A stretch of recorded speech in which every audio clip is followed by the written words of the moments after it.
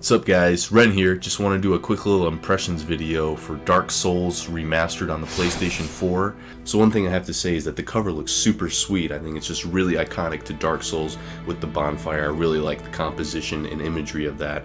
It just looks really dark and foreboding. I love that. I love this cover. I did play a little bit of the original game with my buddy Oyaji years back. We played a few hours and it was actually really fun. It was cool. Not enough for me, I guess, to go buy it and play it on my own or whatnot, but I did enjoy playing it there. It was hilarious because I was like, what is this game? I look at the back of the box and it says like prepare to die as its like selling point. I thought that was kind of freaking ridiculous. This game is known for you getting your ass killed a lot. Yeah, I saw that it was coming out for the PlayStation 4 and I definitely wanted to get it. And I've been having a blast with it so far. I actually think they did a good job in terms of like a remaster. I did see the original game and this looks really good in comparison. You'll notice that some textures and stuff of the environments are a little bit bland sometimes, but there's some really good lighting effects, especially when there's like the sun is out and the levels with like it's kind of like the sun is shining and whatnot. Looks really nice reflecting off of armor and swords and the enemies and all that stuff. The 60 frames per second looks really gorgeous. It just makes everything buttery smooth, really immersive. I think this game looks really good, knowing that it's basically a last gen game. I've only played for like like maybe 5 or 6 hours or so, but I've really been enjoying myself. I wasn't really dying right off the bat, but later on the game does really get challenging.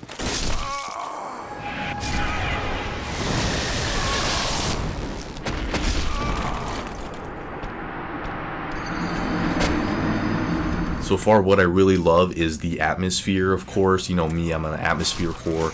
I love these kind of medieval settings, and it's just dark and brooding, and I have all these creepy-ass looking enemies, grotesque creatures, all these weird fantasy creatures that are all just coming to destroy you, to tear you apart. You're just this lone warrior going to go fuck up these guys, and it's satisfying as hell, tell you.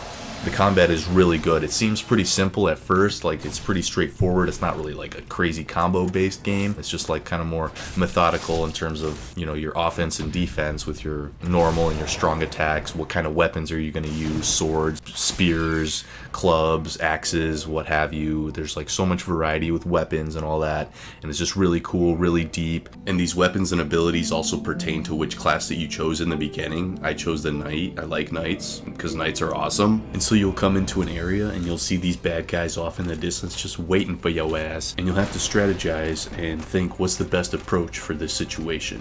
Sometimes going head on is not the best option. You'll get your ass kicked, so you'll have to find an alternative route.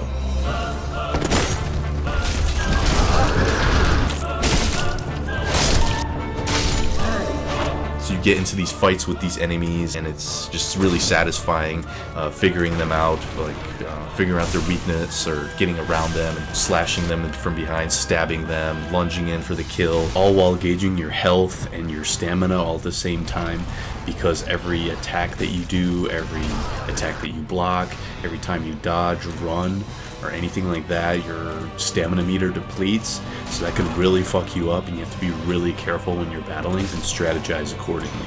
And these guys are like relentless. They jump in, they swarm you, they attack you. It's like a battle to the death. Like even the most basic enemy could kill you pretty quickly. They give no fucks, man. They're here to fuck you up, I'm telling you.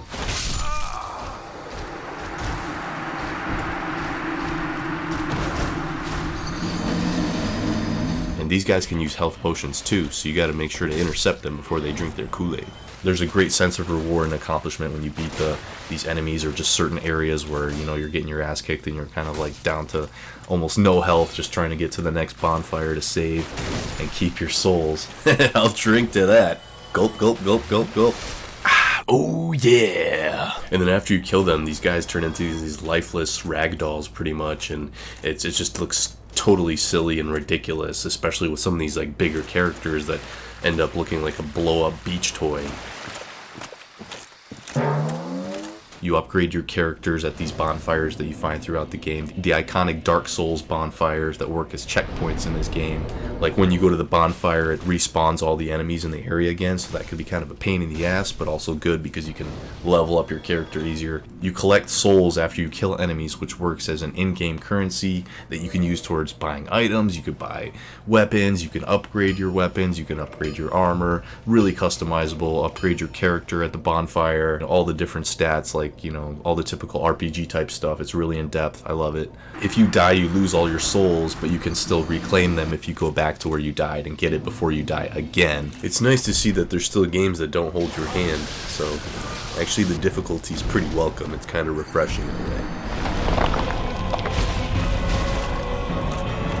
The bosses are crazy, man. They're just these big grotesque creatures, or these really cool looking like monsters and whatnot. You fight this big fat asylum demon that looks all fat, and he's got these rolls all coming off of him and stuff. He's all gross. The Taurus demon on the tower.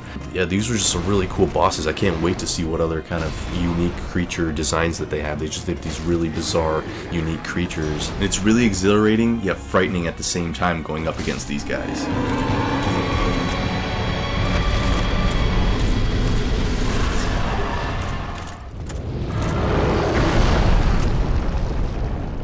The level designs are pretty cool. I like some of the castle areas, like the Undead Burg, where you're just kind of going up and down these different pathways and ladders and whatnot. A lot of these levels are just intertwined. You just walk right to them. It just kind of feels like a living, breathing, immersive world. I thought that was really cool. I can't wait to see what other levels there are. You know, right now you're just going through the castle and the forest and whatnot. But that's really cool too. So I haven't even touched up on the rest of the game or the multiplayer, but I plan on doing that later on for a full review once I actually get further in this game, because I know there's going to be a lot more to it. I feel like it's going to be a really rich and rewarding experience, and I look forward to sharing that with you guys later on when I make a full review. So stay tuned for that. So guys, let me know what you think of Dark Souls Remastered. Is it something that you got or you might get? Have you played any of the other Dark Souls game or Bloodborne or any of that? Let me know in the comments below. Be sure to drop us a like if you enjoyed the video, and subscribe to our channel if you haven't done so yet. And until next time guys, adios.